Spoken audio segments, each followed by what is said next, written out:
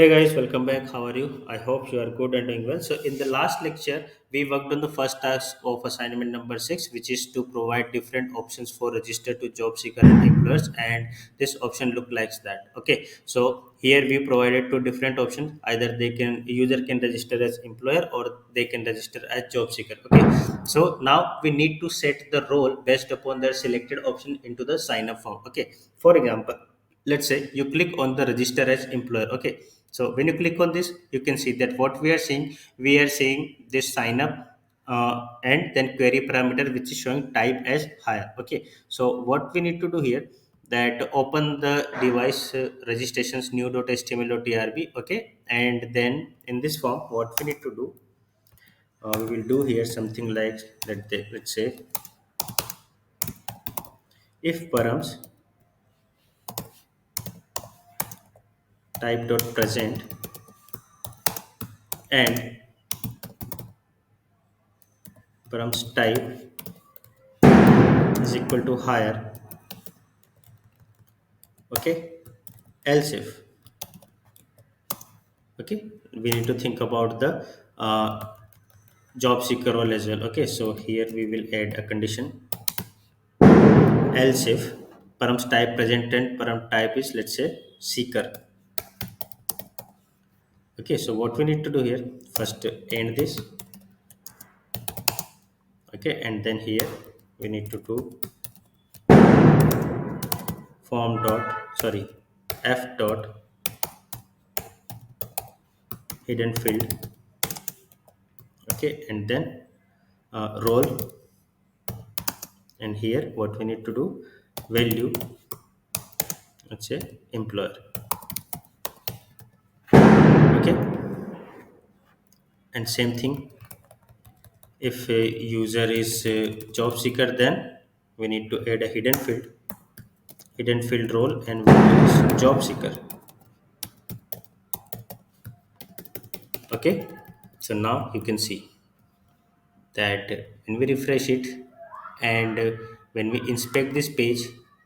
Okay, when we inspect this, go to within the form, and you can see that we have input value employer, I mean as the role, and out the type is hidden and the name is user role. Okay, so it's id user role. Okay, now what we need to do, that we need to permit these params within the registrations controller. Okay, that we created within the device. Okay, so now we need to override the device controller. So here you can see registrations controller.rb, and here what we did, we need to provide this role attribute here. Okay,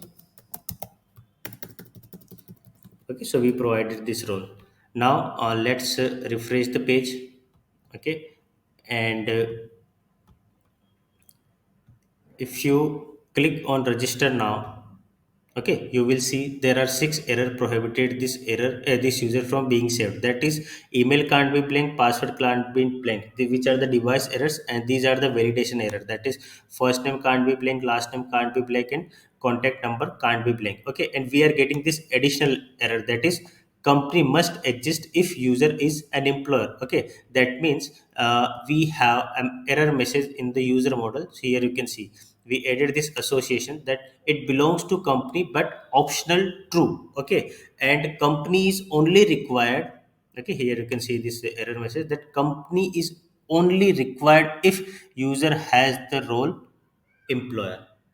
Okay, so that is why we are seeing that error. Okay, now let's try to see if we are seeing that error on the uh, if user tries to register as sign job seeker as well. So let's click on the job seeker form, and when you click on register now, you will not see that company error. Okay, so that is the first thing that we did here. So what we are able to do here, that we are only displaying that sorry, we are only displaying the errors for fields of this user model, which is email can't be blank, password can't be blank, first name, last name, and contact can't be blank. Okay, and here we are not showing the error for company. Why? Because now user is trying to register as job seeker in the system. Okay, and here we are showing this error because user is trying to register as a employer into the system. Okay, now what we need to do, we need to add an attribute, or we need to add an input field in this registration form